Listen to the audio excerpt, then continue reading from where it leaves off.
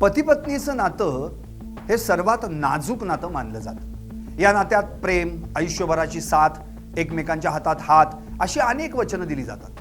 मात्र याच नात्यात प्रेम नसेल, आपुलकी नसेल तर हे नातं जिवंतपणी मरण यातना भोगायला लावतं। एवढंच काय, अनेकांचा जीवही घेतं। यवतमाळमधील एका घटनेनं सध्या महाराष्ट्राला हादरवून सोडलं। कारण केवळ मटण अर्धवट शिजल्याच्या वादातून एक निष्पाप जीव गेलाय।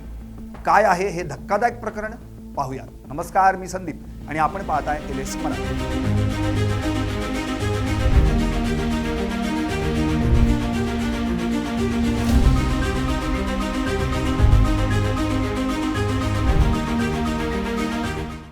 यवतमाळच्या आरणीतून ही धक्कादायक बातमी आली। पाहुणचाराचा थाट, अंगणात रंगात आलेली मैफल आणि हसता खेळता संसार, पण या सर्वांच्या मागे दडलेली संशयाची सावली आणि व्यसनाचा विळखा एका क्षणात होत्याचं नव्हतं करून टाकेल याची पुसटशी कल्पना देखील कुणाला नव्हती। मटण नीट शिजलं नाही या केवळ क्षुल्लक कारणावरून सुरू झालेल्या वादानं यवतमाळ जिल्ह्यातील आर्णी तालुक्यातील बोरगाव येथे एका निष्पाप गृहिणीचा बळी घेतलाय। चेतना मनोज जाधव, वय 30 असं या महिलेचं नाव आहे।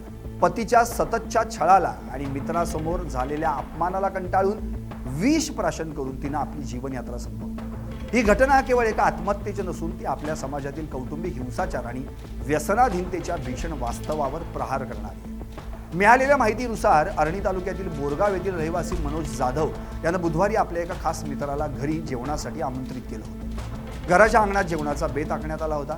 मनोजनं आपली पत्नी चेतना हिला मटण उत्तम झालं पाहिजे, पाहुण्यांसमोर आपली इज्जत राखली गेली पाहिजे अशी कडक सूचना दिली होती। चेतनानेही मग कष्टानं स्वयंपाक तयार केला। रात्रीच्या वेळी अंगणात जेवणाची पंगत बसली। मनोज आणि त्याचा मित्र जेवायला बसले। मात्र जेवण सुरू होताच मनोजचा पारा चढला। मटण व्यवस्थित शिजलं नसल्याचं सांगत त्यानं चेतनावर ओरडायला सुरुवात केली। हा वाद केवळ मटणापुरता मर्यादित राहिला नाही। मित्रासमोर आपला अपमान होत असल्याचं पाहून चेतना खचली, पण मनोज तिथंच थांबला नाही। दारूच्या नशेत असलेल्या मनोजनं जुन्या संशयावरून तिला टोमणे मारायला आणि शिवीगाळ करायला सुरुवात केली। मित्रासमोर पतीकडून झालेला हा अपमान चेतनाच्या जिव्हारी लागला। वर्षानुवर्षे सहन करत असलेल्या छळाचा बांध अखेर फुटला। भरल्या ताटावरून उठून ती रागाच्या आणि दुःखाच्या भरात घराच्या आत गेली।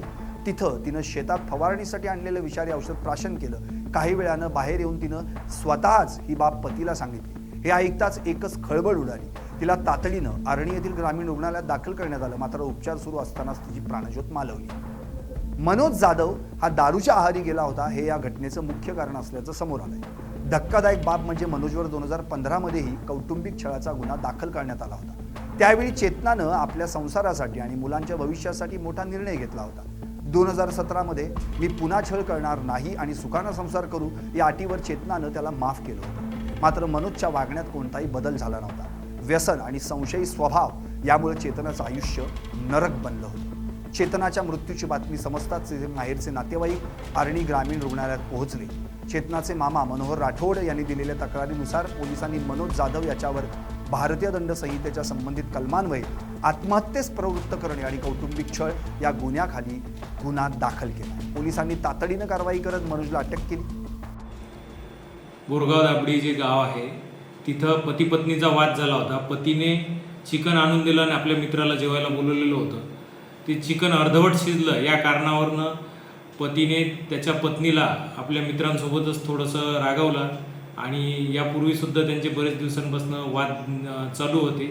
त्या कारणावरून त्याच्या पत्नीने पॉयझन घेऊन आत्महत्या केली आणि पत्नीचे जे काही नातेवाईक होते त्यांनी तक्रार दिल्यावरून पतीविरुद्ध 306 आत्महत्येस प्रवृत्त करण्याचा गुन्हा दाखल केलेला आहे। तपास चालू आहे।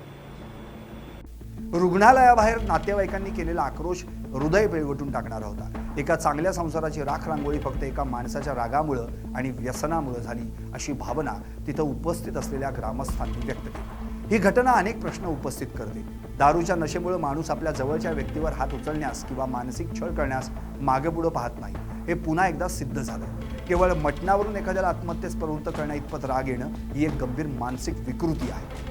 महिला अनेकदा मुलांसाठी आणि समाजाच्या भीतीनं छळ सहन करतात, पण जेव्हा तो सहनशक्तीच्या पलीकडे जातो तेव्हा अशा दुर्घटना घडतात। यवतमाळच्या या घटनेनं संपूर्ण महाराष्ट्र हादरला आहे। आता सर्वांचं लक्ष शवविच्छेदन अहवालाकडे आणि पुढील पोलीस तपासाकडे लागलं। पोलीस उपनिरीक्षक निनगुरकर या प्रकरणाचा अधिक तपास करतात। चेतनाचा बळी गेला असला तरी या निमित्तानं कौटुंबिक हिंसाचाराविरुद्ध आवाज उठवणं आणि व्यसनमुक्तीसाठी प्रयत्न करणं काळाची गरज बनली. Bureau report, LS Marathi.